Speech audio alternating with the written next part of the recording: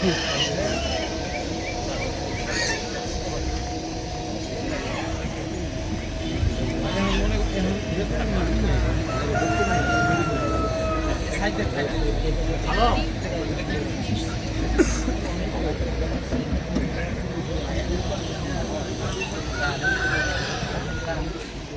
আলাইকুম। আমি শাহিদা রবি, একজন ক্ষুদ্র উদ্যোক্তা আর ছাগল খামারি হিসেবে আজকে এই মেলায় এসেছি। তো ছাগলটা আমি আসলে পালন শুরু করলাম অল্প কিছু মূলধন নিয়ে। আমি আমার যাত্রা শুরু করেছিলাম।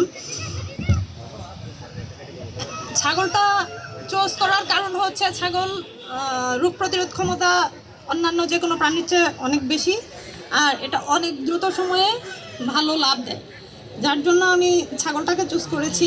তো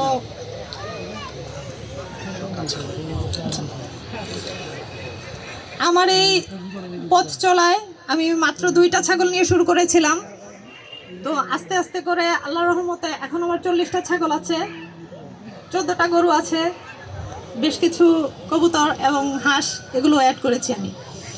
তো আমার এই পথ চলায় ছাগল পালনে যেটা আমি আমার অভিজ্ঞতা থেকে বুঝতে পেরেছি যে ছাগল পালন করতে হলে আপনার ভালো একটা শেড দরকার হয়, আর খাবারের মজুদটা রাখতে হয়, আর সঠিক খাবার, ভালো একটা শেড এবং টিকা ভ্যাকসিন এগুলো যদি আমি ঠিক টাইমে দিতে পারি বা সাপোর্ট পাই, তাহলে আপনার এগুলোর ভালো উন্নতির দিকে নেওয়া সম্ভব হয়।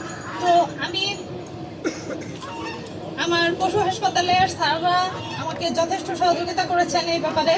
আমি যথাসময়ে ভ্যাকসিনগুলো পেয়েছি তাদের কাছ থেকে, এবং অন্যান্য পরামর্শগুলো আমি খুব সুন্দরভাবে তাদের, যখন আমার যে সমস্যা হয়েছে আমি তাদের কাছ থেকে সেটার সাপোর্টটা পেয়েছি, যার জন্য আমার এই খামার করায় আমি আর কি অনেক লাভবান হয়েছি আল্লাহর রহমতে।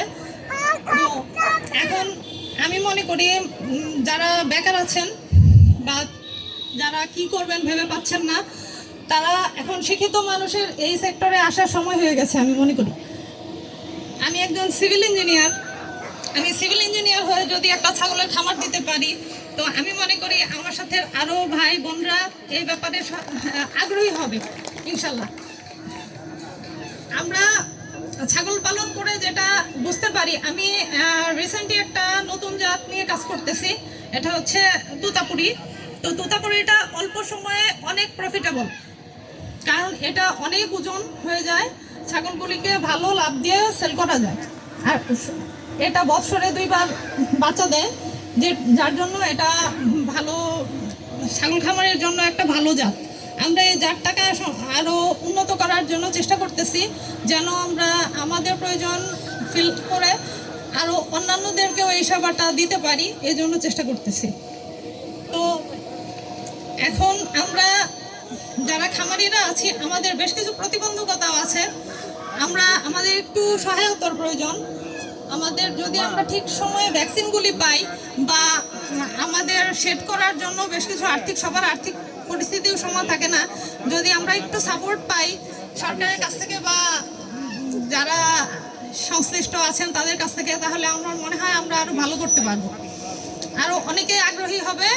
তো সবাইকে ধন্যবাদ আমাকে এই জায়গায় আসার সুযোগ করে দেওয়ার জন্য। সবাই ভালো থাকবেন, আমার জন্য দোয়া করবেন, আর আশা করি সবাই এই ব্যাপারে আগ্রহী হবেন। সবাইকে ধন্যবাদ। আসসালামু আলাইকুম। ধন্যবাদ। তিনি কিন্তু চমৎকার একটা কথা বলেছেন যে শিক্ষিত সমাজের এখন সময় এসেছে এই খামারের হাল ধরার। আমরা প্রাচীন যে খামারগুলো ছিল, ব্যাকয়ার্ড পোল্ট্রি বা ব্যাকয়ার্ড যেগুলো, এগুলো তো আছেই আমাদের, আর একটু সফলভাবে আমরা আমাদের দেশীয় যে জাতগুলো আছে সেগুলোকে আমরা লালন